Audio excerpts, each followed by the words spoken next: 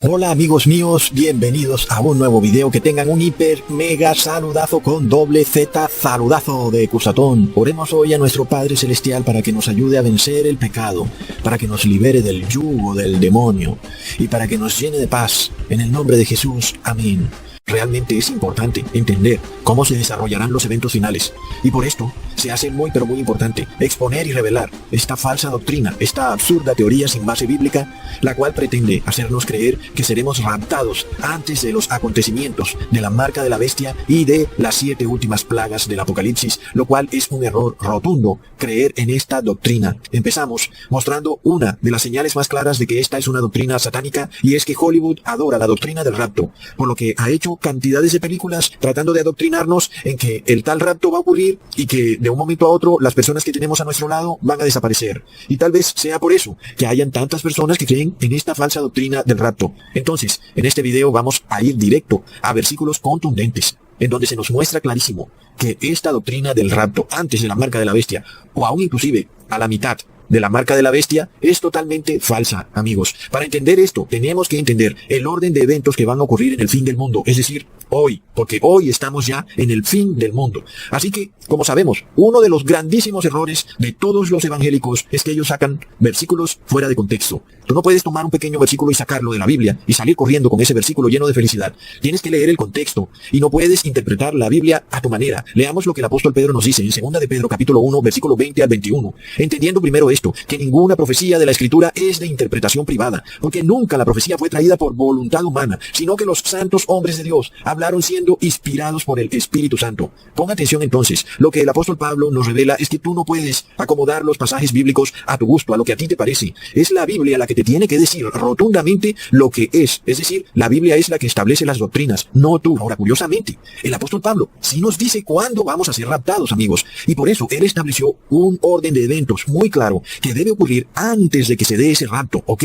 Así que leamos lo que nos dice el apóstol Pablo y cómo él nos establece un orden para saber cuándo seremos raptados. En 1 de Tesalonicenses capítulo 4 versículo 17. Entonces nosotros, los que estemos vivos y que permanezcamos, seremos arrebatados o raptados juntamente con ellos en las nubes, al encuentro del Señor en el aire. Así estaremos con el Señor siempre. Este versículo es el que el evangélico nominal toma, saca fuera de contexto y sale como un loco declarando que la iglesia no tiene de qué preocuparse porque va a ser raptada. Pero ahora vamos a leer donde el apóstol Pablo explica el orden de eventos que deben ocurrir para saber cuándo vamos a ser raptados. Leamos en el versículo 15. Por lo cual os decimos esto en palabra del Señor, que nosotros que vivimos, que quedamos hasta la venida del Señor, no seremos delanteros a los que durmieron. Amigos, este versículo nos declara 2 puntos demasiado claros y contundentes que se deben dar como condición previa para ser arrebatados. Es decir, si no suceden estos 2 puntos, el rapto no va a suceder. Lo primero que debe suceder es la segunda venida del Señor Jesús. Él claro lo dice. Los que serán arrebatados han quedado vivos hasta la venida del Señor Jesús. Es decir, que el rapto será en su segunda venida y no antes, amigos. Como sabemos, no es posible que Jesús venga a buscar a su iglesia en las nubes y que esto sea secreto y el mundo siga además común y corriente.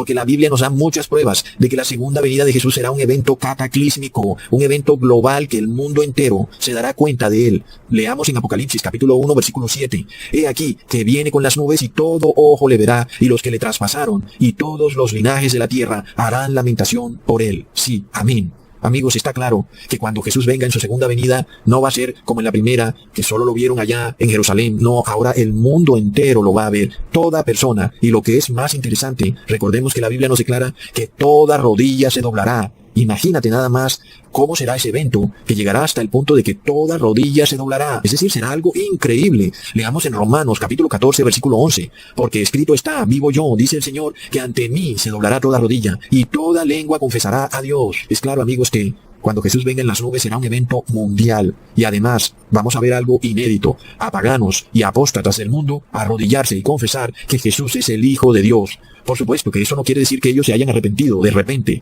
porque de seguro lo van a hacer por miedo o por hipocresía, viéndose tal vez acorralados ante el poder majestuoso de Jesús. De seguro, como buenos hipócritas, buscarán de alguna manera ser perdonados en el último momento, como el buen ladrón, dicen ellos. Entonces, estamos viendo que cuando Jesús aparece en las nubes a buscar su iglesia, es porque el mundo ha llegado ya a su fin. Amigos, el misterio de Dios ha sido revelado y toda persona ve a Jesús con sus propios ojos, amigos. Todo el mundo sabe que Jesús existe y que es el Hijo de Dios. Es decir, se acabaron las fantasías de los extraterrestres, de que Dios no es realmente Dios, sino que es una masa etérea, una fuerza, que no es un individuo, o también se acaba eso de que Dios es hombre y es mujer. Ahí se va a ver al varón, a Jesús. Amigos, toda persona lo va a ver. Y eso no significa que porque doblaron sus rodillas, entonces ahora se van a salvar. No, amigos, lo que significa es que Jesús ha vencido, y como ser victorioso, puso a sus enemigos de rodillas, amigos. Es tremendo. Si tú te pones a analizar lo que pronto va a ocurrir en el mundo, amigos, es tremendo. Ahora, el segundo punto muy claro, que prueba que el arrebatamiento no va a ser ni secreto, ni antes de la marca de la bestia, es que primero tienen que resucitar los muertos, porque así lo dice el apóstol Pablo. Él establece un orden. Ese orden es el que los evangélicos nunca quieren ver, porque ellos no son una iglesia de orden. Vemos que siempre en sus congregaciones hay desorden. Les gusta la bailadera, la discoteca. No hay orden en sus congregaciones y tampoco hay orden en la manera como leen la Biblia. El apóstol Pablo nos muestra un orden. No seremos delanteros a los que durmieron. Y así se refiere a que aquellos que murieron durante las persecuciones a los cristianos en las épocas pasadas, aquellos santos serán primero resucitados, y luego los que están vivos serán juntamente arrebatados con ellos por Jesús en las nubes. Leamos en el versículo 16, porque el mismo Señor con aclamación, con voz de arcángel y con trompeta de Dios descenderá del cielo, y los muertos en el Cristo resucitarán primero, amigos. Ok. Aquí vemos este segundo punto, es clarísimo, es de extrema importancia. Las personas que han muerto por Jesús durante toda la historia de la tierra deben resucitar primero. Y eso es otro evento que será, por supuesto, cataclísmico.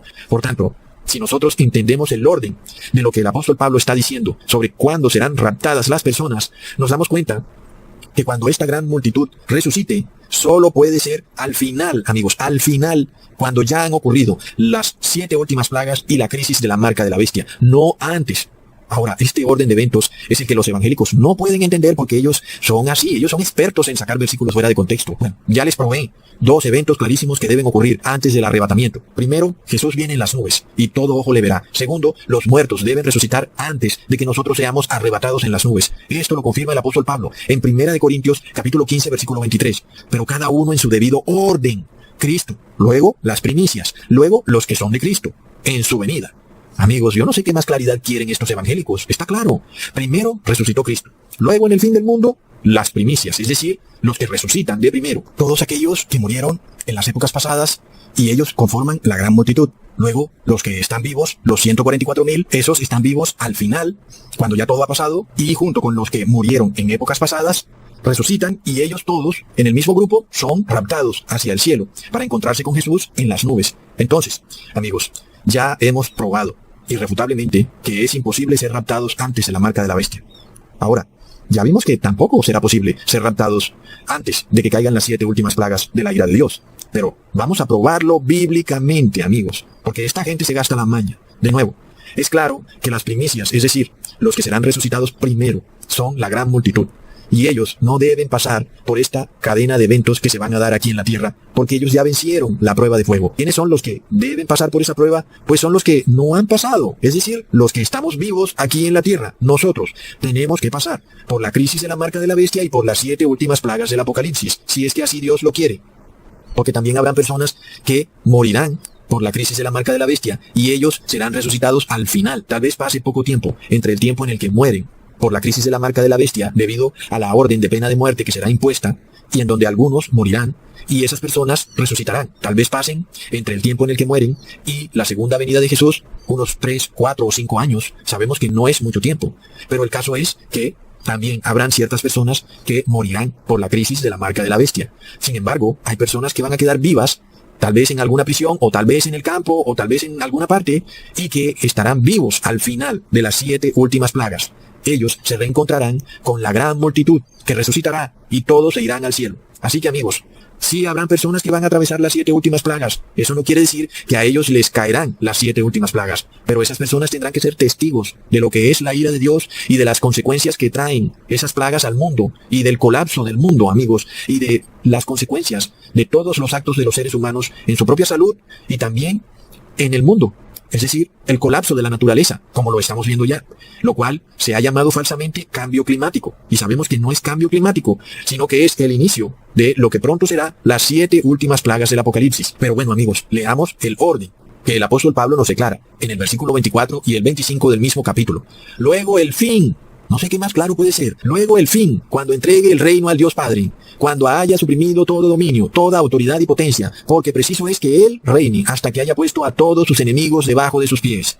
Amigos, aquí se nos indica el orden. Jesús primero debe entregarle el reino al Padre, y para eso Jesús tiene que suprimir todo dominio, autoridad y toda potencia. Y como vemos, eso no puede ocurrir antes de la marca de la bestia, porque si la bestia no tuviera autoridad, ¿cómo pepinos va a imponer la marca de la bestia? Es apenas obvio que la bestia y el falso profeta tienen que tener autoridad, dominio y potencia para lograr que el mundo entero reciba la marca de la bestia. Amigos, es clarísimo ahora, pero además, amigos, el Apocalipsis nos muestra clarísimo que durante las plagas de la ira de Dios, estos poderes pierden su autoridad, su potencia y su dominio. Tremendo. Leamos en Apocalipsis capítulo 16, versículo 17 al 19. El séptimo ángel derramó su copa por el aire, y salió una gran voz del templo del cielo, del trono, diciendo, hecho está. Es decir, es el fin, amigos. Entonces hubo relámpagos, y voces y truenos, y un gran temblor de tierra, y un terremoto tan grande, cual no lo hubo jamás desde que los hombres han estado sobre la tierra. Y la gran ciudad fue dividida en 3 partes, y las ciudades de las naciones cayeron, y la gran Babilonia vino en memoria delante de Dios para darle el cáliz del vino del ardor de su ira. Aquí vemos la frase clara, en donde se nos dice que las ciudades de las naciones cayeron. Es decir, amigos, el sistema político del hombre, cuya base es la ciudad, por supuesto. Es decir, sin ciudades no hay sistema político en este mundo. Ese es el poder del demonio, la ciudad. Y se nos dice que ese sistema colapsa. Las ciudades se convierten en sitios anárquicos, en tierra de nadie, donde no hay ya un gobierno. Son ciudades totalmente devastadas y colapsadas. Por supuesto que si las ciudades cayeron, quiere decir que gran parte de la población que había en ellas ha tenido que morir. Y que ni el ejército ni las autoridades civiles tienen ya la capacidad para restaurar esas ciudades caídas, como siempre hemos visto que ocurre después de una tragedia en alguna ciudad. En este caso, la tragedia que ocurre es tan sobrecogedora que no es de una sola ciudad, sino de todas las ciudades, por lo que la labor de restaurar una ciudad es simplemente caso perdido, porque todas las ciudades están en la misma situación. También se nos muestra entonces que el sistema político de la gran ramera, que la Biblia llama Babilonia, ha colapsado, porque es dividido en 3 partes. Es decir, que ha perdido su autoridad definitivamente, y luego el versículo termina de aclarar lo que ocurrirá en el mundo al final de la 7ª plaga. Leamos en el versículo 20 del mismo capítulo. Toda isla huyó, y los montes no fueron hallados. Y amigos, en este caso siempre recordemos que el Apocalipsis es un libro simbólico, y aquí las palabras islas y montes no hacen referencia a una isla o monte literal, sino a reyes y gobernantes, pues recordamos que Dios se refiere al rey de Babilonia como un monte. Leamos en Jeremías capítulo 51, versículo 25.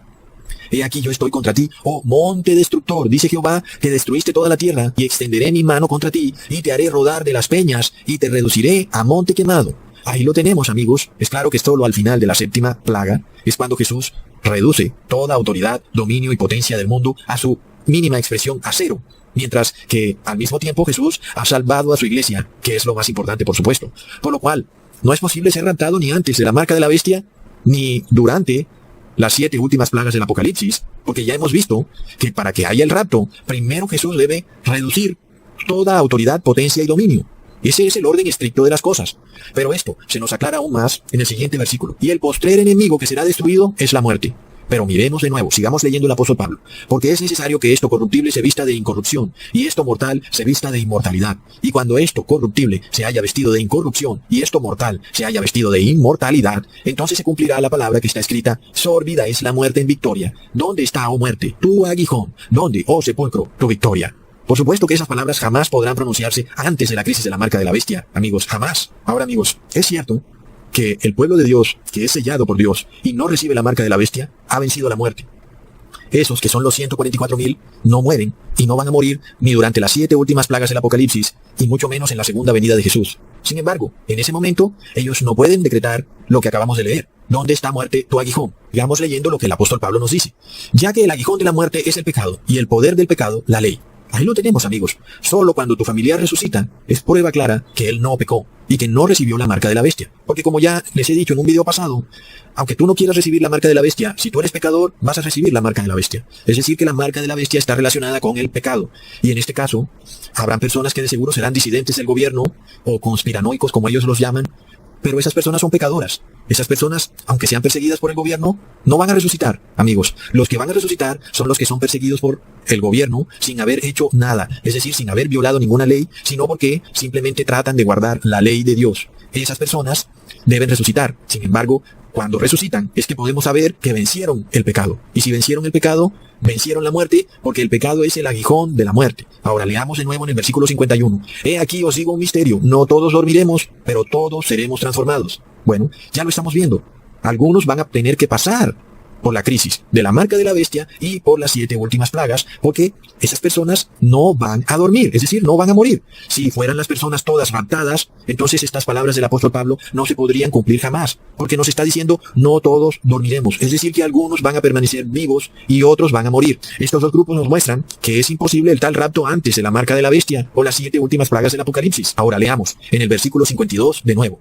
En un momento, en un abrir y cerrar de ojos, a la final trompeta, porque se tocará la trompeta, y los muertos serán resucitados incorruptibles, y nosotros seremos transformados. Aquí estamos viendo clarísimo que el rapto ocurre al final. Por otro lado, parece ser que el mártir tiene la opción de lavar sus vestiduras, tal vez debido a ciertos pecados que ha cometido y que, bueno, por algún motivo en su conciencia no logra dejar atrás, y que ahora a través de esa opción pues se presenta una vía para expiarlos. Leamos en Apocalipsis capítulo 7, versículo 14. Y yo dije, Señor, tú lo sabes. Y él me dijo, estos son los que han venido de gran tribulación y han lavado sus luengas ropas y las han blanqueado en la sangre del Cordero. Ahí tenemos, amigos, que ese grupo parece que expía sus pecados a través de ser mártir. Pero también está el otro grupo que parece que ha logrado expiar sus pecados y que por esto puede presentarse ante el trono de Dios sin intercesión. Leamos en Apocalipsis 14, versículo 5. En su boca no ha sido hallado engaño, porque ellos son sin mácula delante del trono de Dios.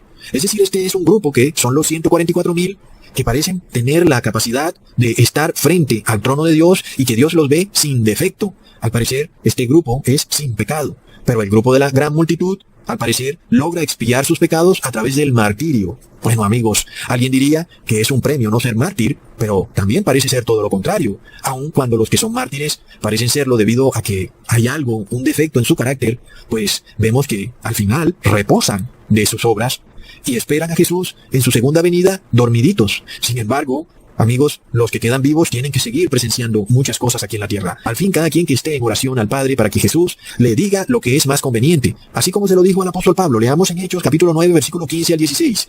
Ve, porque vaso escogido me es este, para que lleve mi nombre en presencia de los gentiles y de reyes y de los hijos de Israel, porque yo le mostraré cuánto le conviene que padezca por mi nombre. Ahí está, amigos. Es Dios el que decide cómo Él nos hará entrar al cielo. Porque a nosotros nos parece que es imposible, pero para Dios no hay nada imposible. Y tal vez lo que ahora no podamos entender, Dios lo hará realidad muy pronto. Hasta pronto, amigos.